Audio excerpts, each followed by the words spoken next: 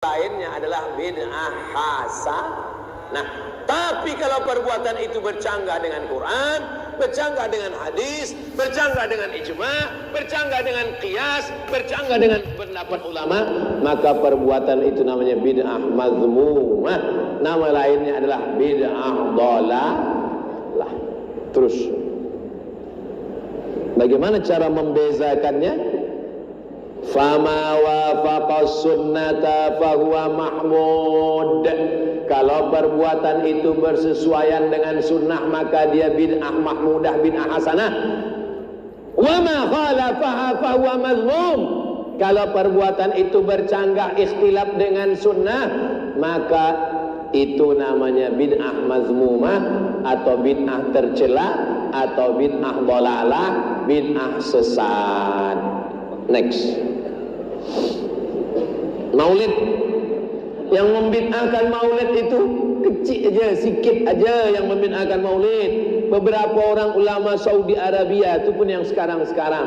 Adapun ulama yang menganjurkan, yang menyuruh, yang membolehkan maulid, Al-Hafiz Ibnu Hajar Al-Asqalani, Al-Hafiz Jalaluddin Abdurrahman As-Suyuti, As-Sayyid Muhammad Alawi bin Abbas Al-Hasani Al-Maliki, Syekh Dr. Yusuf Al-Qardawi, Syekh Atiyah Sohar. Al-Hafiz hafaz 300.000 hadis. Ada ulama hafaz 300.000 hadis mengatakan maulid boleh.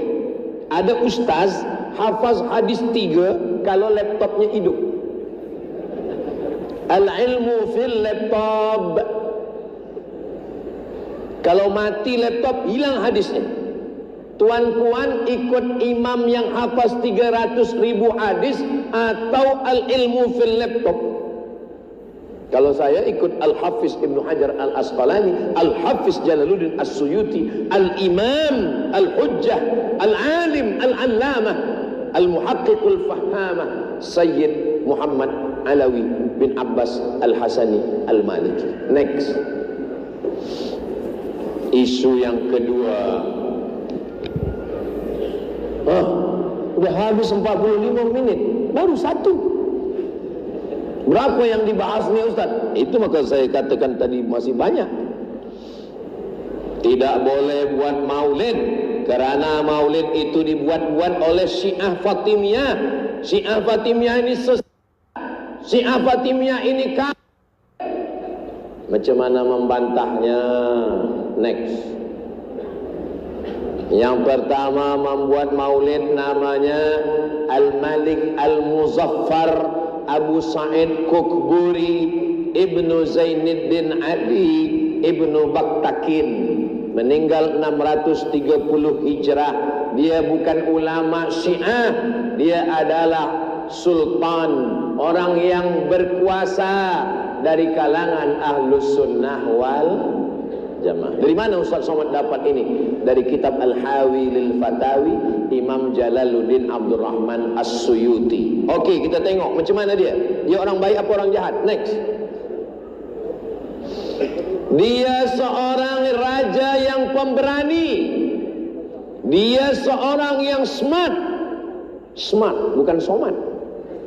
Dia seorang yang alim, berilmu. Dia seorang yang adil, sultan yang adil. Dia seorang yang memberikan hadiah 1000 dinar kepada Imam Abu Al-Khattab ketika menulis kitab tentang maulid.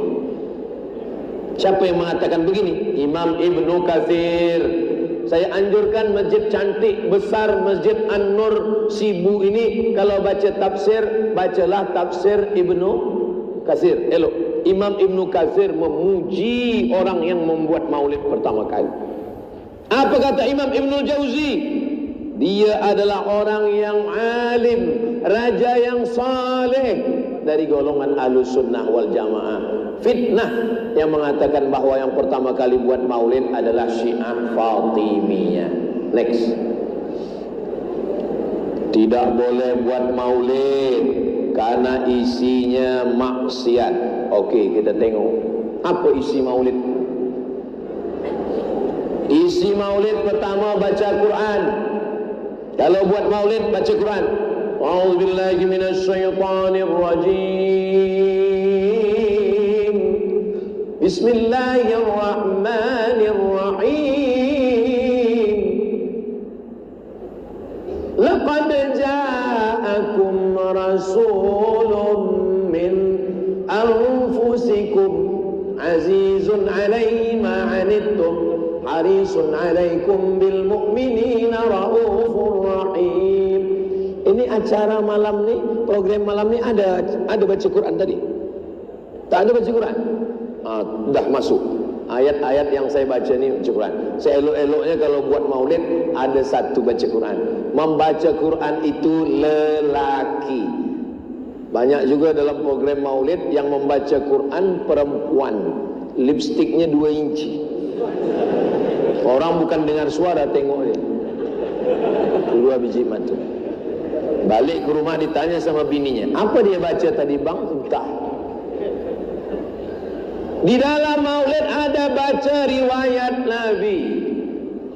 Baca riwayat Nabi, sejarah Nabi, Syama'il Muhammadiyah, Sirah Ibnu Ishaq, Sirah Ibnu Hisham, Hayatu Muhammad Husain Haikal, Ar-Rahiq Al-Makhtum. Baca sejarah Nabi. Di dalamnya ada makan. Ini ada makan. Maknanya tidak wajib. Jangan nanti selepas ni EJK kena tuntut semua. Maknanya kalau ada makan, kalau tak ada, nanti balik makan di rumah masing-masing. Orang yang melakukan maulid dapat pahala. Kenapa? Yang pertama karena dia memuliakan Nabi. Yang kedua karena niatnya baik. Innamal a'malu binniyat. Next. Isu keempat, tidak boleh buat maulid kerana tidak ada dalil dari ulama. Mana dalil maulid? Mana dalil maulid? Next. Dalil ulama yang membolehkan maulid. Bantah dulu, bantah. Selepas dibantah tuduhan fitnah, baru kita tunjukkan dalil. A'udzubillahi minasyaitonir rajim. Wa dzakkirhum bi ayyamillah. Ingatkanlah mereka tentang nikmat Allah. Ingatlah tentang nikmat makan. Ingatlah tentang nikmat sehat. Ingatlah tentang nikmat suami. Ingatlah tentang nikmat anak. Tapi nikmat yang paling besar di antara semuanya adalah nikmatnya lahirnya Nabi Muhammad sallallahu alaihi wasallam. Badru alaina min saniyatil wada wajaba syukru alaina mada'a lillahi da ayyuhal mab'usu fina ji'ta bil amril muta' ji'ta syarraftal madinah marhaban ya khairada. Itulah sedapnya kalau kita ramai-ramai. Yang tak hafal tak tahu, gerak-gerakkan ini. Apa yang kau cakap tadi? Entah, aku ikut aja. Itu namanya lip sync. Wa dzakirhum bi ayyamillah. Ingatkan mereka tentang nikmat Allah. Kalau tak dibuat maulid, mana kita tahu bulan maulid? Sebab kita guna September, Oktober, November, Januari, Februari, Mac, April, Mei, Jun, Julai, Ogos. Tak tahu kita bila bulan maulid. Anak-anak kalau ditanya, ini bulan apa? September. Tak tahu dia bulan maulid. Tapi kalau dibuat maulid merata-rata, maulid, itu untuk mengingatkan kepada Sayyidina Muhammad sallallahu alaihi. Next. Rasulullah mengenang hari lahirnya. Ini hadis yang paling kuat. Nabi tidak pernah mengingat hari lahirnya. Nabi tidak pernah menyebut hari lahirnya. Tengoklah elok-elok. Ini hadis Sahih Muslim. Kenapa engkau puasa hari Isnin ya Rasulullah? Kenapa engkau tak makan hari Isnin ya Rasulullah? Apa jawab Nabi? Dzaka yauma wulidtu. Hari Isnin saya dilahirkan. Nabi mengingat hari lahirnya. Nabi mengingat hari lahirnya dengan ibadah. Kita pun mengingat hari lahir Nabi dengan silaturahim, dengan berselawat, dengan sedekah, dengan duduk, dengan bagi makan, dengan berzikir. Jangan melakukan perbuatan maksiat. Ini malam ini perempuan tak ada hadir. Di mana perempuan-perempuan duduk? Di luar? Oh, di atas. Hai. Okey, next. Tarikh 9 hari bulan Muharram, 9 dan 10 kita puasa. Yang belum puasa nanti Muharram insya-Allah 9 10 kita puasa insya-Allah. Amin. Kenapa kita puasa 9 10 Muharram? Kita puasa 9 10 Muharram kerana Nabi Musa selamat dan Fir'aun tenggelam. Itu alasannya.